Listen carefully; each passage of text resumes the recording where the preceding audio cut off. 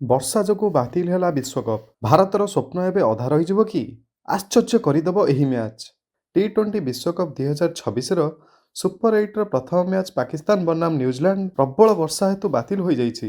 ହଁ, ପାକିସ୍ତାନ ବନାମ New Zealand match ବର୍ଷା ହେତୁ ହୋଇପାରିଲା ନାହିଁ ଏବଂ ବର୍ତ୍ତମାନ ସବୁଠାରୁ ବଡ଼ ପ୍ରଶ୍ନ ହେଉଛି ଏହି ମ୍ୟାଚ୍ ବାତିଲ ହେବା କାରଣରୁ କିଏ ଲାଭବାନ ହେଲା ଏବଂ କିଏ କ୍ଷତିଗ୍ରସ୍ତ ହେଲା? ମୁଁ ଆପଣଙ୍କୁ ପଏଣ୍ଟ ଟେବୁଲରେ ବୁଝାଇଦେବି।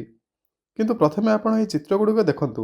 ପାକିସ୍ତାନ ଏବଂ ନ୍ୟୁଜିଲାଣ୍ଡ ମଧ୍ୟରେ ମ୍ୟାଚ୍ ଖେଳାଯିବାକୁ ଥିଲା ଏବଂ ପ୍ରେମଦାସା କଲମ୍ବୋରେ ସମସ୍ତେ ଏହି ମ୍ୟାଚ୍ ପାଇଁ ଅପେକ୍ଷା କରିଥିଲେ।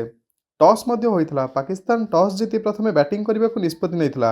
କିନ୍ତୁ ଟସ୍ ଶେଷ ହେବା ମାତ୍ରେ ନ୍ୟୁଜିଲାଣ୍ଡର ଅଧିନାୟକ ନିଜ କଥା ଶେଷ କରିବା ମାତ୍ରେ ପ୍ରବଳ ବର୍ଷା ଆସିଥିଲା ଏବଂ ଏହି ବର୍ଷା ଦୀର୍ଘ ସମୟ ପର୍ଯ୍ୟନ୍ତ ଜାରି ରହିଥିଲା। ଶେଷରେ ଅଫିସିଆଲ ଭାବରେ ମ୍ୟାଚ୍ ବାତିଲ ଘୋଷଣା କରାଯାଇଥିଲା। ଭାରତୀୟ ସମୟ ଅନୁଯାୟୀ ରାତି 9:05ରେ ଏହି ମ୍ୟାଚ୍ ବାତିଲ ହୋଇଯାଇଥିଲା। ଯଦିଓ ମ୍ୟାଚ୍ କମ୍ ସେ କମ୍ 5 ଓଭର ପାଇଁ ଆରମ୍ଭ କରାଯିବାର ସମ୍ଭାବନା ଥିଲା, ତଥାପି ପ୍ରବଳ ବର୍ଷା ଓ ପଡ଼ିଆରେ ଓଦା ଥିବା କାରଣରୁ ପଡ଼ିଆକୁ ଶୁଖାଇବା ଅତ୍ୟନ୍ତ କଷ୍ଟକର ଥିଲା। ଏହି କାରଣରୁ ଏହି ମ୍ୟାଚ୍ ବାତିଲ ହୋଇଯାଇଥିଲା। ବର୍ତ୍ତମାନ ସବୁଠାରୁ ବଡ଼ ପ୍ରଶ୍ନ ହେଉଛି ଯେ ଏହି ମ୍ୟାଚ୍ ବାତିଲ ହେବା ଦ୍ୱାରା କିଏ ଲାଭବାନ ହେଲା ଏବଂ କିଏ କ୍ଷତିଗ୍ରସ୍ତ ହେଲା ଏବଂ ବର୍ତ୍ତମାନ ପାକିସ୍ତାନର ସେମିଫାଇନାଲ ସିନାରିଓ କ'ଣ? ଏହା ଟି-20 ବିଶ୍ୱକପ୍ 2026ର ସୁପର 8ର ପଏଣ୍ଟ ଟେବୁଲ ଏବଂ ବର୍ତ୍ତମାନ ଆପଣ ଦେଖିପାରୁଥିବେ ଯେ ପାକିସ୍ତାନ ଏବଂ ନ୍ୟୁଜିଲାଣ୍ଡ ଗୋଟିଏ ଲେଖାଏଁ ମ୍ୟାଚ୍ ଖେଳିଛନ୍ତି।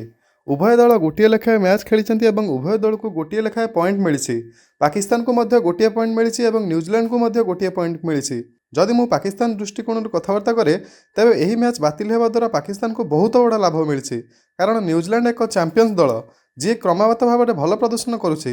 ଯଦି ପାକିସ୍ତାନକୁ ନ୍ୟୁଜିଲାଣ୍ଡ ବିପକ୍ଷରେ ଏହି ମ୍ୟାଚ୍ ଖେଳିବାକୁ ପଡ଼ିଥାନ୍ତା, ତେବେ ପାକିସ୍ତାନ ପାଇଁ ଏହା ଜିତିବା କେବଳ କଷ୍ଟକର ନୁହେଁ, ବରଂ ଅସମ୍ଭବ ମଧ୍ୟ ହୋଇପାରିଥାନ୍ତା। କିନ୍ତୁ ପାକିସ୍ତାନ ପାଇଁ ଭଲ ଖବର ହେଉଛି ଯେ ପ୍ରବଳ ବର୍ଷା ଯୋଗୁଁ ପାକିସ୍ତାନ ମଧ୍ୟ ଗୋଟିଏ ପଏଣ୍ଟ ମିଳିଲା ଏବଂ ନ୍ୟୁଜିଲାଣ୍ଡକୁ ମଧ୍ୟ ଗୋଟିଏ ପଏଣ୍ଟ ମିଳିଲା ଏବଂ ବର୍ତ୍ତମାନ ପାକିସ୍ତାନର ସେମିଫାଇନାଲକୁ ଯିବାର ରାସ୍ତା ଟିକିଏ ସହଜ ହୋଇଯାଇଛି। ନ୍ୟୁଜିଲାଣ୍ଡ ଏହି ଗ୍ରୁପର ସବୁଠାରୁ ଶକ୍ତିଶାଳୀ ଦଳ ଥିଲା ଏବଂ ସେମାନେ ଯେଉଁ ଶୈଳୀରେ ସୁପର 8ରେ ପ୍ରବେଶ କରିଥିଲେ, ସମସ୍ତେ ଭାବୁଥିଲେ ଯେ ନିଶ୍ଚିତ ଭାବରେ ପାକିସ୍ତାନକୁ ହରାଇବେ। କିନ୍ତୁ ମ୍ୟାଚ୍ ବାତିଲ ହେବାରୁ ଉଭୟ ଦଳ ଗୋଟିଏ ଗୋଟିଏ ପଏଣ୍ଟ ନେଇଛନ୍ତି ଏବଂ ବର୍ତ୍ତମାନ ଏଠାରୁ ପାକିସ୍ତାନ ପାଇଁ ସେମିଫାଇନାଲକୁ ଯିବା ଅଧିକ ସହଜ ହୋଇଯାଇଛି। ସେମାନଙ୍କୁ କେବଳ 2ଟି ମ୍ୟାଚ୍ ଜିତିବାକୁ ହେବ। ବର୍ତ୍ତମାନ ଶ୍ରୀଲଙ୍କାକୁ ହରାଇବାକୁ ହେବ, ଇଂଲଣ୍ଡକୁ ହରାଇବାକୁ ହେବ ଏବଂ ସେମାନେ ସିଧାସଳଖ ସେମିଫାଇନାଲରେ ଟିକେଟ୍ ପାଇଯିବେ। ଯଦି ସେମାନେ ନ୍ୟୁଜିଲାଣ୍ଡ ଠାରୁ ହାରିଯାଇଥାନ୍ତେ, ତେବେ ସେମିଫାଇନାଲକୁ ଯିବା ଅତ୍ୟନ୍ତ କଷ୍ଟକର ହୋଇଯାଇଥାନ୍ତା। କିନ୍ତୁ ଏବେ ବର୍ଷା ତାଙ୍କ ପାଇଁ ଏକ ପ୍ରକାର ଭାଗ୍ୟବାନ ସାବିତ ହୋଇଛି।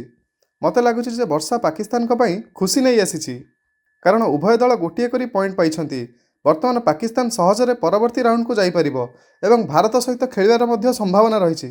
ତେବେ ଆପଣଙ୍କର ଏହା ଉପରେ କ'ଣ ମତ ରହିଛି କମେଣ୍ଟ ବକ୍ସରେ ଜଣାନ୍ତୁ। ଏମିତି ଅନେକ ସ୍ପୋର୍ଟସ୍ ଖବର ପାଇଁ ଥାର୍ଡ଼ ଏମ୍ପାୟାର ଓଡ଼ିଶାକୁ ସବସ୍କ୍ରାଇବ୍ କରନ୍ତୁ।